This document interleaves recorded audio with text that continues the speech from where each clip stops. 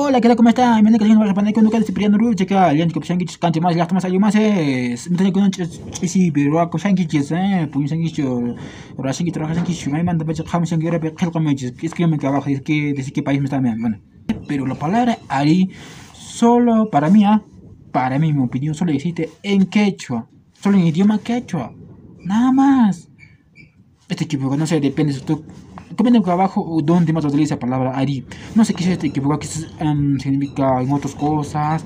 No sé, qué sé yo. Bueno, no sé, no puede ser. Pero yo, como ya te dije, solo existe en idioma quechua. Ari. Más bien deberían preguntarme Ari en español. No Ari en idioma quechua. Pero muchos me van preguntando qué significa Ari en quechua. Pero Ari en quechua es quechua, es palabra Ari es quechua, no es español. Yo sé que Ari en español es ahora sí.